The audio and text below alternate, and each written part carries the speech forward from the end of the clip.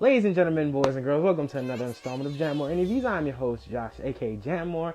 My next guest that I'm bringing on today is the voice of Hughes from Apex Legends, the voice of Patroclus from Hades, General Hux from Star Wars Resistance, and he does a ton of other work.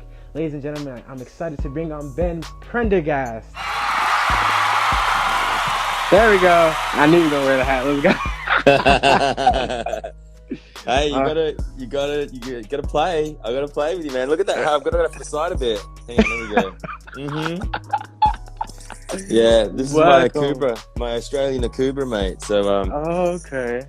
that's Nice. Sorry, it took me so long. I had to go and find it. Oh, no, you're fine. I'm glad you got it on. Now we both styling a little something, you know?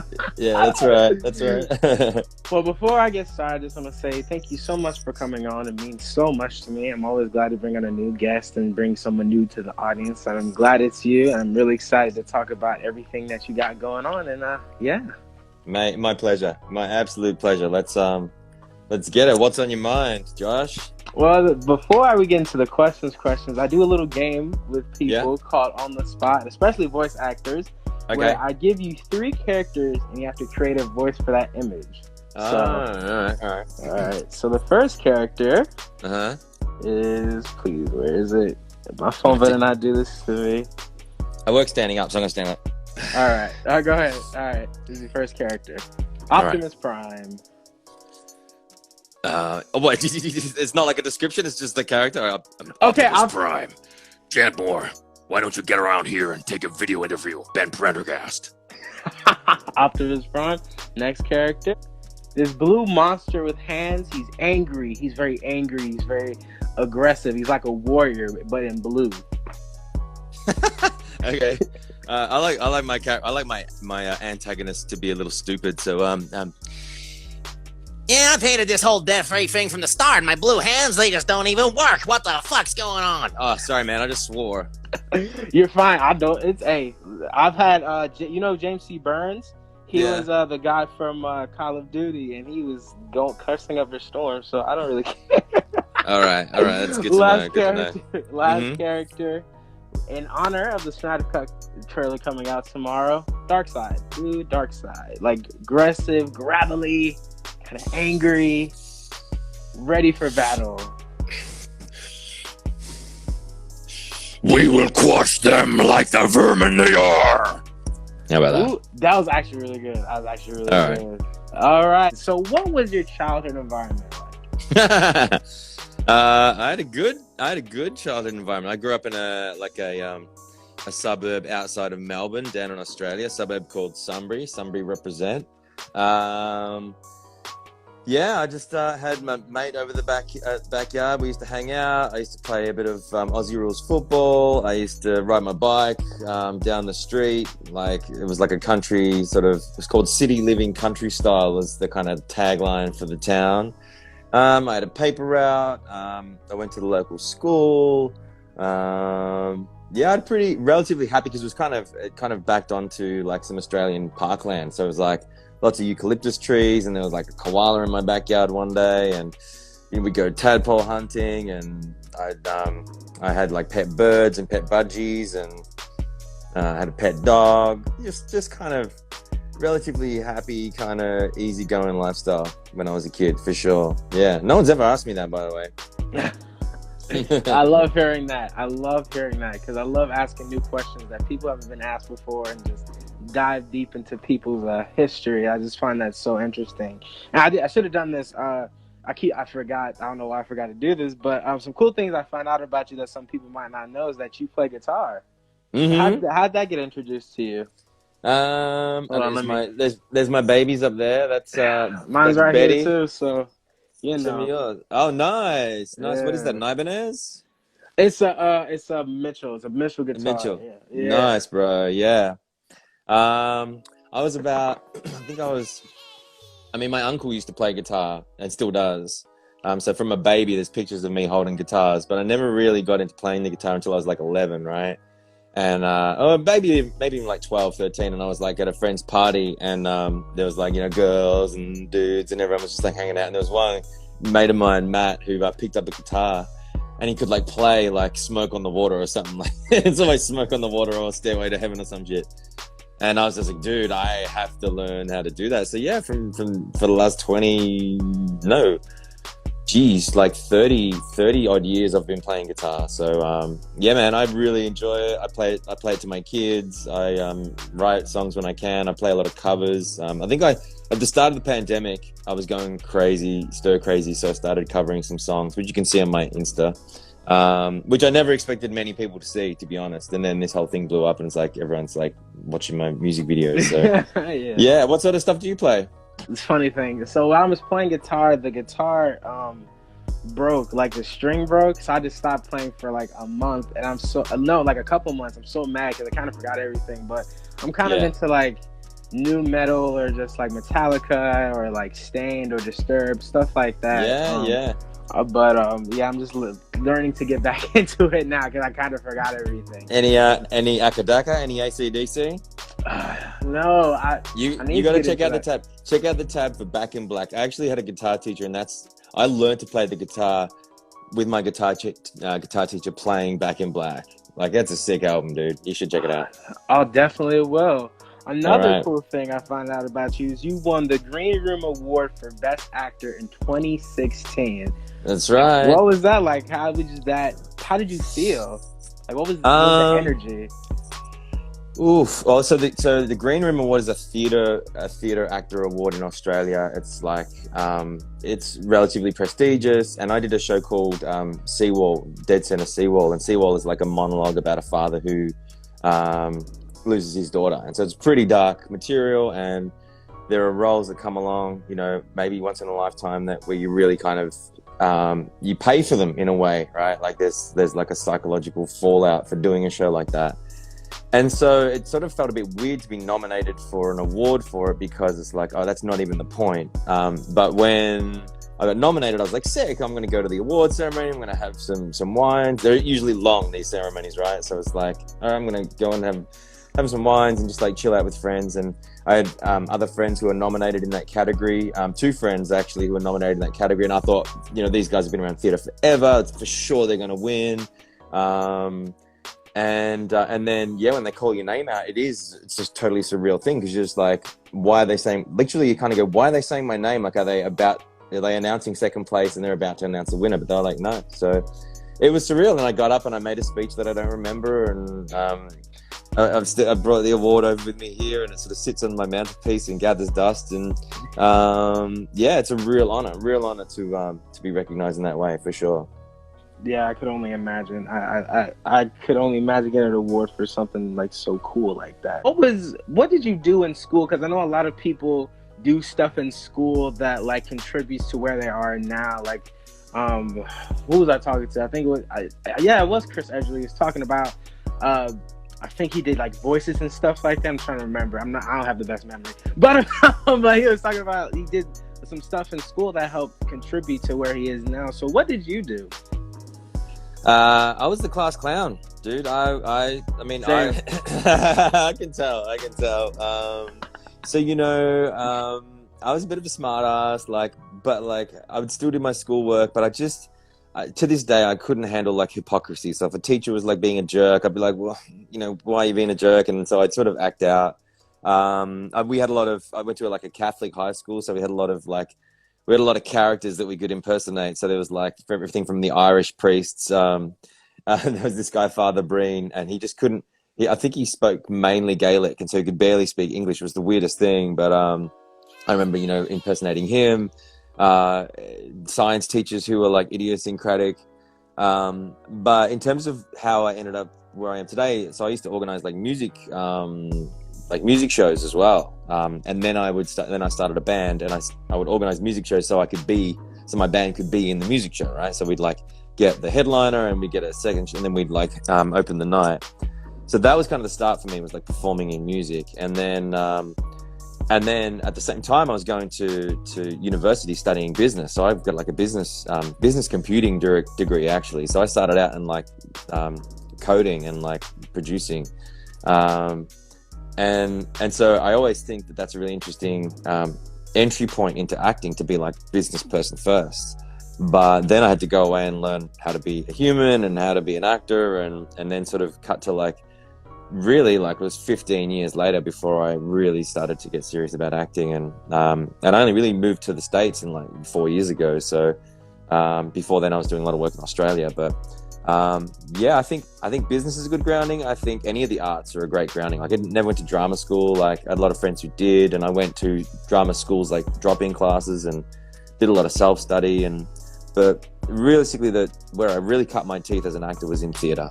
You know, like working with other great actors, working with really good directors, working with the best texts. A lot of people don't realize just how important, I mean, the writers do, but how important writers are in all forms. Like, if you have a good writer who's got a good vision, who's trying to say something, then usually you find that you can align with them and produce and create something that's kind of meaningful. And that's all I've really ever been interested in.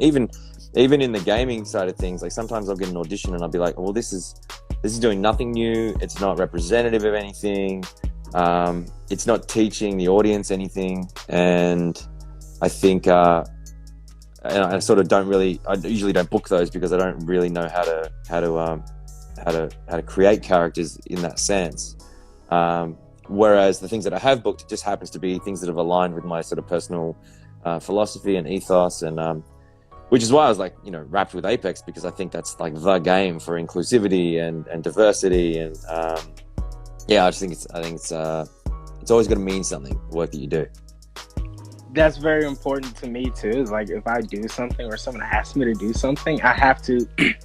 It has to speak to me or make sense, or like something that's like meaningful and not disappointing, if that makes sense. Like, yeah. Is like repetitive or just like plain boring, because like that's not fun. I know people want to pay bills and do that, and just like they have to do it. But for me, I mean, I'll just find, I'll do something else on the side to get money, like a regular job, like, because acting for me is so important because of how it's helped enrich my life, and I see the effect it has on so many others. And to just be a part of something that doesn't really mean anything or is meaningless wouldn't feel right to me. It makes me feel kind of gross. That's just me. Yeah. That's just me. Yeah. I know some people have a different view than me, or maybe I shouldn't be speaking on it because I'm not an actor. But no, you've absolutely nailed it. You've absolutely nailed it. Like, in a way, like drama can come in all forms, right? Whether it's a film or a novel or a game or whatever. But it's like empathy training, right? It's like, and you'll see online, like whenever there's some kind of divisive subject matter, like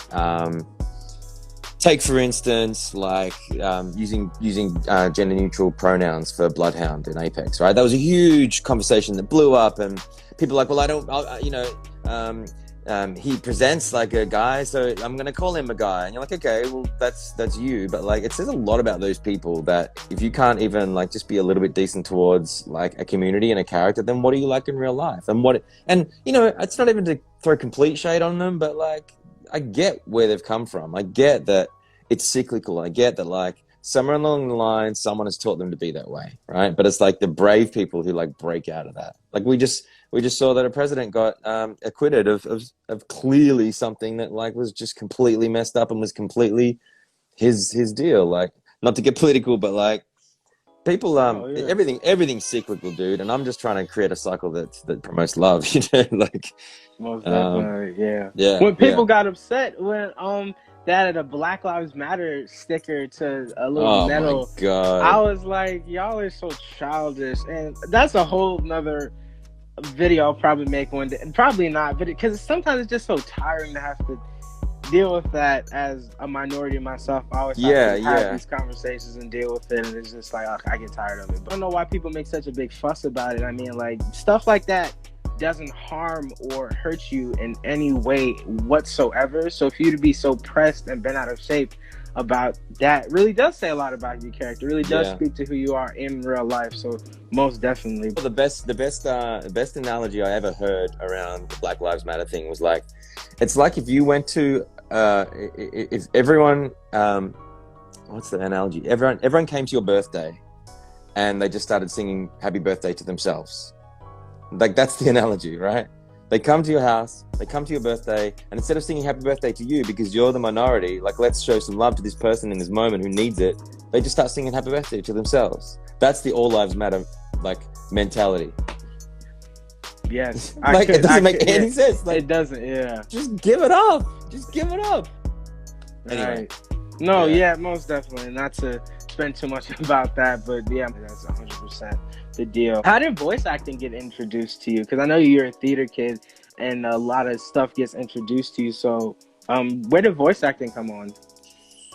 I had an agent in Melbourne, and she just started putting me up for commercial jobs, like, you know, ads for, like, you know, the local telephone company, or like car ads and stuff. And so I started to book some stuff for like Mazda and Australia's version of AT&T, and that was starting to be quite lucrative. And I was working on the side, like I was working as a digital producer, and then I was doing plays as well, and plays weren't paying anything, and like, but the voiceovers were like, I could walk into a booth and make like 6 months of income in like 5 minutes. It was nuts. But Australia doesn't have a lot of like animation or computer game stuff. So I had that skill set of like being in a studio and like being like, did you just hit a fly? I've got a fly in here too. Yeah. What's up with that? Yes. What is up with that? I didn't think you'd notice. Yeah, I just tripped out because I was like, why are you trying to swap my fly? But no, anyway, it's probably in my head somewhere. Anyway, that's how it happened for me. Like, I was doing commercial stuff. You know what's really funny? I was working at this company in Melbourne. I won't mention names, but like, I was doing a good job for them, right? And they were giving me relative freedom. And across the road was this like radio station, and so I would go on like a coffee break and walk into the studio and do like a voiceover, and then go back to work. And then like at lunch, would go over and do another voiceover. It was the sickest, like, squeezing in a bit of hustle in between, like, your recess and lunchtime. But then when I came over here, dude, it was a hustle. I'm not gonna lie, it was like, I think before I booked anything decent, so I came over here, I had a good agent straight off the bat. I was really lucky to pick up a good agent. Shout out to Dean Panero, you're a legend, I love you. And the first thing I booked, and I was doing some other auditions as well, like on the side, but I was in that booth like seriously 8 hours a day, sometimes 10 to 12 auditions a day. And I think I was up around 800 auditions before I booked something decent. And so people like message me on Twitter recently. They're like, I really want to be a voice in Apex Legends, and I'm prepared to spend 100 days doing it. And I was like, dude, you want to spend 10 years doing it to get lucky enough? Because that's all it is, like, to get lucky enough to break in. And that's what happened to me. Like, the first decent thing I booked, there's my fly. First decent thing I booked was Star Wars, and it wasn't a big paying gig, I got to be honest. And I did it, and then I was like, all right, things are going to roll on from now. And they didn't, so I had to keep hustling, and I kept hustling, and then I booked another gig, which is a big gig, which isn't out yet, so I can't really talk about it, but that'll be out end of this year or midway through this year. And I've been working on that for the last like year and a half because of the pandemic. That got shut down. It's all like performance capture and all that sort of stuff.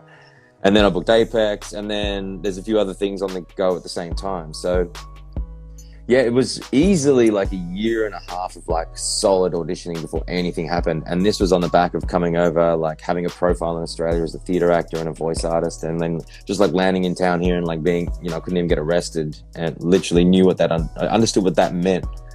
Until something happens, until preparation meets opportunity is what they say, Yeah, to speak about what you were speaking about the hustle, that's what a lot of people in the voice acting industry have told me about when they made the switch over to California. Because a lot of voice actors I noticed come from like small, like world towns, not so big. Like Tom Kane, who's really big, he came from I think it was Nebraska. Yeah, like I said, my memory is very bad. So he could have came from like Iowa or something, but I knew it wasn't like a big town. So he had to come to California, and he said it's very different. Like it's very hustle, very like go when you come to California and stuff like that. So a lot of people have told me about that. And I'm only new, like, and I know these guys have been doing it for like 20, 30 years. Like Roger has been doing it for a long time. Chris has been doing it forever. And like the war stories they tell, I'm like kind of feel a bit blessed that I sort of missed them, because I was doing my own thing in Australia in my sort of 20s and 30s. So yeah, man, like it's a real hustle, and I'm happy for the hustle because I love doing this. Is like the best. It really is the best job in the world. Like so I'm happy to keep the hustle up and try and create characters all the way along the way. speak about Star Wars, I'm kind of surprised when real quick before I speak about my question, I'm kind of surprised that it didn't pay too much, because like when you think Star Wars, you think like they're spending everything into that. Like that's kind of crazy for me to think. I don't know about the insides of this industry too much. I know a little bit, but I would just expect them to be like, I don't know. That's kind of crazy. There's a bit of a change happening in the industry, and I think it gets complicated with the unions and streaming services, and whether you're working non-union or union. And at that time, I was non-union because I didn't have my union card, and that made a huge difference. And I think what we're witnessing is, it's kind of like you get your A-list actors go into Netflix and they cut some deal and then they make bank, right? And then everyone else working on the show, they can't afford everyone else, so they sort of get the best talent they can that don't already have profiles, and they can sort of pay them just like equity minimums, right? And I feel like there's a huge change coming at the moment where, you know, there's access to talent and you can put it in everything from, you know, a YouTube series right up to like a feature film. And then there's people like in the major AAA game space who are like, I know this story and I won't name names, but they want to be the highest paid computer game actor of all time. And they're not walking on set unless that happens. And like they get a good legal team behind them, and they walk into the room and they cut the deal because they can. Because, you know, they're a known voice. They're not able to be replaced that easily, and someone's just going to pay them a ton of money to do it. And why not? Like, you know, if a game's making $1 billion, you can afford to pay your human talent appropriately. Right. So yeah, I know about when you talked about the union thing. I remember Peter Cullen, who is the voice of Optimus Prime, was talking about how there's kind of he said it was like subterfuge. They're trying to I think he said they're trying to like shift away from the union a little bit. Yeah, a little bit. Which is very concerning to hear. Because I know what the union does for people in this industry. That's crazy. But to speak about your Star Wars world, you did General Hux in Star Wars Resistance. That's right. So how did you create that voice? Because you have sort of an Australian voice, and not to no, but you know, because sometimes it's kind of crazy for me to imagine like how Henry Cavill is very British, you know, from the UK, and then he goes to like Superman, like American hero. That's so cool to me. So how did you do that? Well, the thing about General Hux is well, the thing about Australians, for starters, we've been ingesting popular culture from America and Britain for years and years and years. Like if you've, you know, so it's sort of ingested into you to be able to speak like an American when you need to, or adopt a British accent if you really need to at that moment. With General Hux, it was like, it was a voice match. So they sent out this audition. They're like, we need someone to match Domhnall Gleeson. And I was like in my cupboard in Australia, and I was like, all right, I think I can do that. So literally spent like, you know, half an hour looking at Domhnall's videos from things that he's done, and then just jump in there and see how close you can get. And then, you know, you're like, great, you send the audition off and you don't hear anything for ages. And then they call you up like, you know, months later, and they're like, come in like on Thursday and do all these lines in that voice. And so then you kind of shit yourself because you're like, all right, I really have to get those accent notes down. And if I'm being honest, I don't think I could just bust out that accent without like spending a minute on it. But at the time I was right into it. And it's the same with like theater shows. Like, I've done theatre shows where my character was like Welsh for like 2 hours. A lot of American plays, and very few Australian plays. So like, you know, in fact, like I think Fuse is one of the very few Australian characters I've ever been paid to voice. So that's pretty funny. But yeah, it was a voice match. They were like looking for someone who could match General Hux. And then take it even further. Like, that character isn't necessarily in the style of Force Awakens or, you know, the feature film. And when I played him in the Star Wars Lego Holiday Special, it was a different character again. So anyway, you sort of find the voice, and then you kind of find the character and the idiosyncrasies of that later on. What effect has Star Wars had in your life? Like, what did being Hux teach you? That's a good question too, man. Well, it was really the first ensemble recording session I walked into in LA. So I was like super nervous, and I walk in and there's like D. Bradley Baker and Bobby Moynihan and like a bunch of other people, and I'm just like, oh my god, these are just like already voice royalties in my first gig. And so I walk in and like they have, it's like a $10 million studio, or $100 million. It's like it's a huge studio. There's like mics that are worth, you know, your rent check every month. Just like there's like 20 of those mics around. There's like 20 people behind a bit of glass, and then there's like a fixed script on your like podium in front of you, and behind you on like a plasma screen is like your character. And so you're sort of looking, you haven't seen your character's like cartoon version yet, and you're like, okay, that's what he looks like, and here are my lines, and they're like, all right, let's go. And you're like, oh shit. And so everyone's going around doing their lines, and everyone's brilliant, and then it gets around to you, and it's sort of like, if anyone's done any like table reads, or like you've ever done like acted or anything, like the moment it comes to you, that first moment where all the eyes are just like zoom, and you have to let something out and let it to be good, like all of that training comes in, because you know, like you're just, you know, you need to change underwear after this. You know what I'm saying? It's so scary. Yeah. And but fortunately, like I held it together, and then like the director was really good, like they were able to push me in certain directions. But so he taught me how to like just live and breathe in like an LA ensemble studio. And then also he also taught me just how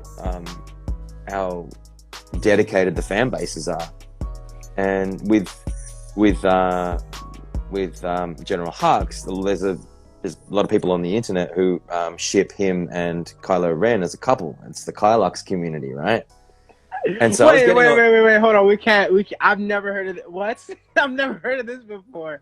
Hashtag Kylux, I love you. Hashtag Kylux. All right. So the whole deal is that that Hux is like harboring desires for Ren, and Ren harbors desires for Hux, but they just like have this really like at each other relationship, right? As we all do when we have a crush on someone. So and that's the I learned that after having voiced Hux, because there were so many people going tagging me in this like hashtag Kylux. I'm like, what is this? And I'm like, oh, I get it. So yeah, like engaging with that community has been super fun. And then just like and then that actually became an opportunity to talk about the LGBTQ kind of issues and sort of represent that as well, you know. So it taught me that even though it's a character that I'm being paid to do and that I've like applied myself to, that there's actually a tiny soapbox that you can stand on and talk about the issues at hand. So and then for him to come up again, and then for them to invite me into the Lego Star Wars thing, just like that was brilliant, because I didn't need to audition for that.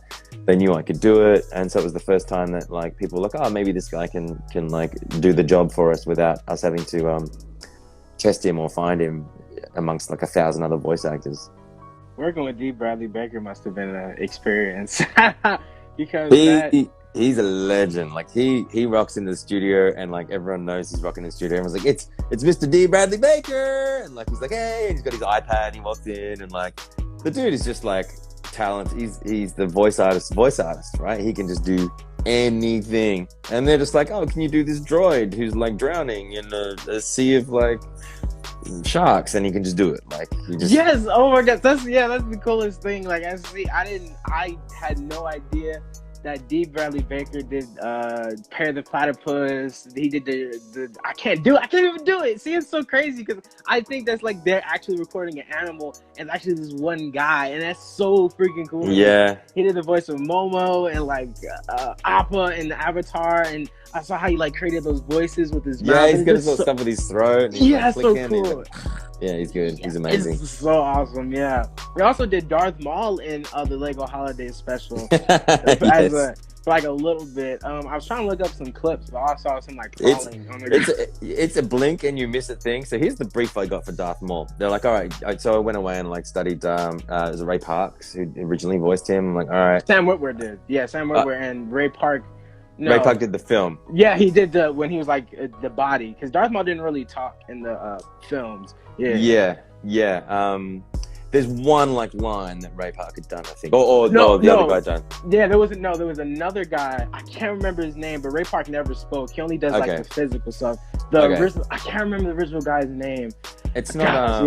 It's not Sam Witwer though. Peter Serafinowicz. Maybe? Yeah, it's Peter. Yes, it's Peter S. And it was it was him. Peter Serafinowicz is maybe one of the funniest voice actors I've ever come across. Look up Peter Serafinowicz, 60 characters in 60 seconds. It's like crazy, but it's so funny. But anyway, I knew what he sounded like. I studied his like 1 or 2 lines as Darth Maul. And the brief for that character was this, because, sorry, spoilers. If you haven't seen the Lego Star Wars special, I'm not spoiling that much, but basically they're in a big fight and Darth Maul gets chopped off at the waist, as we all know that like happened to him, but he still wants to fight. So it's a little bit of a it is but a flesh wound kind of moment for him. And they're like, all right, so he drops in and he says ahem, and then he uses his like lightsaber to row his half body away. That's the brief. And they're like, okay, go. And you're just like, all right. So it's just like, ahem. And that was literally my session. That was literally my session. I'm not even going to sugarcoat it. That was it. Can I turn? We'll see it. There it is. Have Nice. Yoda and Darth Maul on the side. We got Yoda up here. Baby Yoda. Baby Yoda, yeah. But now let's switch into Apex Legends, because I know about a ton of Apex Legends fans here freaking out. People talking about how they're getting so many kills with the character. Someone said Fuse is really OP, and I've seen a ton of videos of people saying that Fuse is OP. He's really killing people. Fuse is OP. Yeah. I play as him. I've started maining him. Is he OP? I mean, there are a lot of people who are getting their highest kills for the game, getting the highest damage for the game. I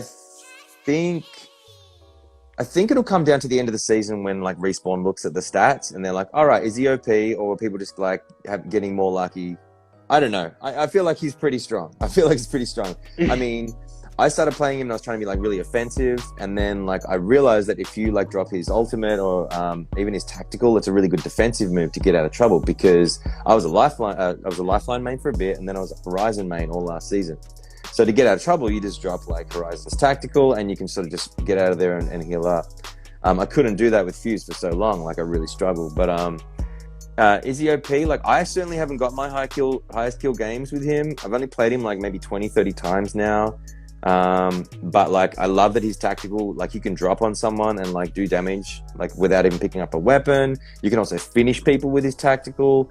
His ultimate, you can really cage people in, and then like nade spamming is where it's at for that character. So like I think people have figured that out. It's like you can just like surround people with like 20 odd nades, and like what can they do?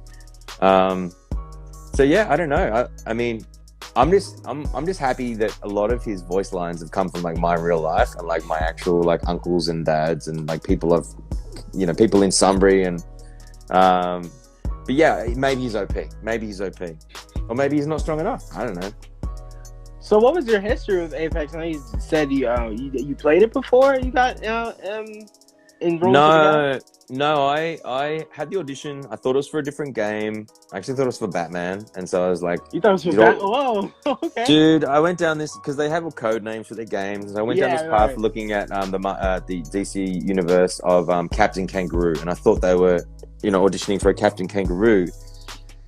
And so I did a whole lot of work on that, and so it was a very different Fuse. Actually, it was a lot darker when I first auditioned, and then when we came to the callback, my agent was able to find out what it was, and so I knew it was for Apex then. And from that moment, I started playing the game and asking around. Like my sons played the game, and asking around, and then eventually just like walked into that session, and I was already like level 50, and I was like already hooked on the game, but really knowing the mechanics of the game and the characters and kind of the relationships was really, really helpful to walk into that session, because there's 4,000 odd voice lines for Fuse, and if you didn't know and or care what that a 30-30 is important to Fuse, or that like a grenade is important to Fuse, or that a Mozambique isn't really that good a gun to, then the lines don't mean as much. So yeah. That's really dope. To know that you thought you were auditioning for a Batman game. That's a really funny story, because I can imagine how confusing it must be with all these code names. You could think you're getting into a car game, and then you end up auditioning for Call of Duty. So it's right. And it happens all the time. There are so many code names, and you're like, I think there was a lot of auditions going out for Harry Potter recently, and there was a code name for that. But like, how do you possibly have voice lines that are like, "Oh, these Muggles need to know what they're talking about," and then you find like as if you can't work out that that's Harry Potter. But with like Apex, it's like, well, yeah, it's yeah. Sometimes I'll do that. I'll get a voice line from an audition, and I'll just Google it, and I'll be like, "Oh, that's for such and such," or "That's for Apex." Yeah, but it's always like it's always easier when you know what the game is because you know the game style. You can look at other characters, but sometimes they just don't want to give that. They want you to come up with the magic. Yeah. What real life experiences that you've had did you bring to Fuse? Like lines or just stuff in general? There's lots. There's lots of. My old man's a bit of a character, and so there's lots of moments where like he's trying to console me, like, or he was telling me not to have a whinge about something, or either he's being affectionate or not, or my uncles are being affectionate, or like giving me a bit of shtick, giving me just like hazing me a bit. That attitude is very easy to come by. Like I think there's a line where he's like, "Oh, bloody don't ever cry. I bloody hardly touched you." That kind of thing, like that kind of tough Aussie, like pick yourself up kind of thing. My nan used to threaten me with a knuckle sandwich. So when they had the knuckle cluster, I was like, "Can we chuck a knuckle sandwich in here?" It's like, yeah, serving them up a knuckle sandwich, that kind of stuff. But otherwise, like, I quite enjoy the relationship between him and Lifeline. They have a bit of a tete-a-tete, like, and then him and Bloodhound kind of affectionate towards each other, which is really kind of nice. Like he kind of resonates with Bloodhound's story for a bit, and then he sort of tolerates Caustic, but like whatever. Yeah, there's relationships with all of them. So all of those relationships come from relationships in my life, and it's just that way a line has some meaning when you give it, What do you hope they do with Fuse next season? What would you like to see personally? I think he's already so balanced, honestly. I reckon he's already so balanced. I mean, I don't need to throw grenades any further. I don't need to... I think I just... I just hope that they make him more Aussie. They use more of those Aussie lines where he's kind of just... He's sort of needling someone a bit, or he's taking the piss, as we would say, out of someone, teasing them. Otherwise, I think he fits right in. Yeah, I don't need him to change at all. I think I've been so happy with how he's come out. That's really glad to hear that you're very satisfied with that character, because I know some actors are like, I want like more of this, or I want something new, and I'm just glad that you're having a fun time with this character. And it shows in the lines. You can just tell you're just having a ton of fun behind voicing him. Yeah. For the future, what do you want to do? Like, where do you want to go in your career? Do you want to become a do you want to do more directing? Do you want to do some stuff with the music? What's the future for Ben? I'm going to say it. How do you say your last name? Go on. Have a go. Prendergast. That's it, dude. You got it. Okay, what is the future for Ben Prendergast? Look, I love being a part of creative teams, always have, and by that I mean like passionate, responsible teams that want to make something that connects with people in a special way. So I want to do plays. I've got a short film that is currently doing the festival route. I want to direct. I want to have more on camera roles. The only sort of common denominator from all of those is it's got to be a project that resonates with me in some way, that contributes to society in some way, that helps people deal with something in some way. Like that, I probably won't ever like write a novel, but everything else is on the table. Like I want to record an album. I want to like sing in a band. I can't dance and I won't write a novel, right? But I might write a screenplay and like, I've got a family. So like I want to hang out with my family, and once this is all done, like I want to fly back down to Australia and see all my extended family and have my boys who are based in Australia fly back out here. It's the future for me is I think I'll be based here indefinitely.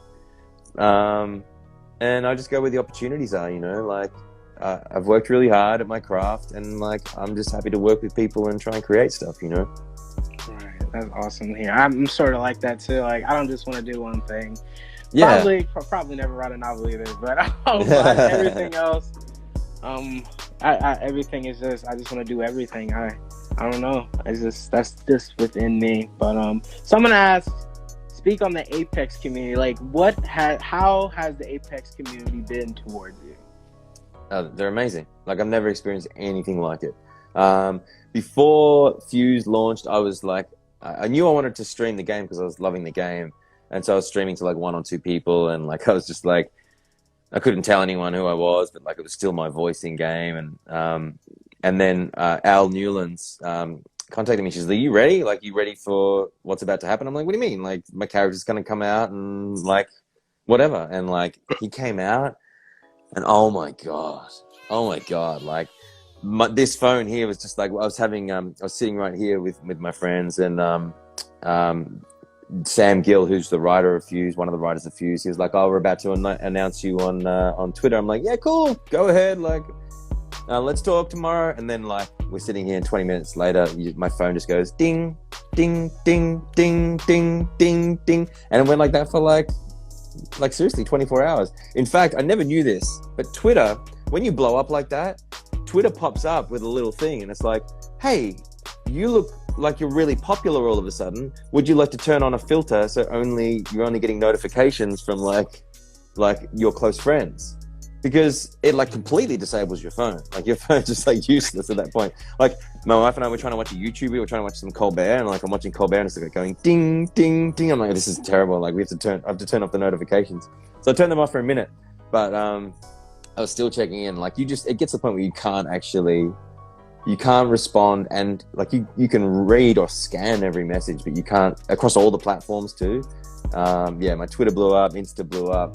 And then like I started streaming and that blew up, and but that's not really even the point. The point isn't like do your socials blow up. The point is the people and the conversations I've had as part of this community have been like really cherished. Like there was a Kiwi amputee who was like he plays the game and he feels like he has a character that kind of represents him. And then there are a lot of pansexual people who are like, they feel like a character represents them. And then a ton of Australians who are like, finally we have like an Australian in the game. And then, just people who like enjoyed Fuse for who he is and what he represents. So, I continue to have conversations with those people. Like on Twitch, we have our little Boppy gang, like my Boppy P channel. Like I'm playing every other day, and I'll play with fans, or I'll play with like most subs, or and then like I'll invite guests on, and Johnny and I'll play every now and then. And I played with Retrospect yesterday. I played with Janks, and I'm going to be playing with Sofar and Lulu, and all these people. Like are just like even the content creators, they're all just like they have all the time in the world. So. And then, like, oh my god, the fan artists, like the artists out there, like I've commissioned a couple of artworks that I'm going to put up for people. There's just been some incredible artists out there. And then like people like yourself, Josh, like just reaching out and like having a chat. Like I'm all about that. And like, the more that we can do that, the more that we can, start to affect some change in a world that like kind of went off the rails for a bit there, and we have an opportunity now to sort of try and fix some things. And before I get too old and change is gonna come. Yeah. Now let's get into the fun part of my interviews. It's called Weird and Wacky, where I ask you serious or random and weird questions, and you have a minute to answer all of them. Nobody has gotten to 15 questions. The person who's come the closest is Tara Platt and David Sobolov, who have answered a total of 12 questions. Do you think you could beat them? I can get 15. Oh, y'all, he could get 15. If you can, this would be legendary. All right, I'm going to start the timer in 3, 2, 1. Longest time period without taking a shower? A week. Worst food you've ever eaten? Off oysters. Favorite book as a kid? Harry Potter. Would you rather be stung by bees or stung by wasps? Bees. A movie that made you cry? Shawshank Redemption. An instrument you wish you knew how to play, but you don't know how to play? Trumpet. Worst sport? Badminton. Would you rather fly or run fast? Fly. A food that you love. Chocolate. A food that you can cook. Burritos. A video game you wish you were in. God of War. A movie that resonates with you the most. And 4, E.T. 3. Favorite shoe brand. Nike. Right, you Missed did it. No, but you didn't get 50. No, wait, hold on. Turn off. But you beat them. You beat both of them. Yo, Let's go. Ben Prendergast has gotten 13 questions answered, beating both Terrell Flat and David Sobloff. We now have a new title holder. How do you feel? How do you feel? Dude, only you could have got me there. Only you could have got me there, Josh. I didn't even like some of my answers. Shawshank Redemption? Well, that's the most obvious answer of all time. Andy Dufresne. Now, this is my final question before I ask some fan questions if they have any and let you go off. But thank you so much for joining. It's been such a fun time. My pleasure. I'm really glad to have you on. So my final question to you is what would your current message to the world be during these current times that we live in? Obviously, we're in a pandemic. We have a ton of stuff going on around the world.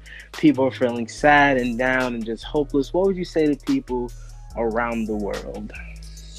There's never been a better time in the history of humanity to find the thing you're passionate about and pursue it.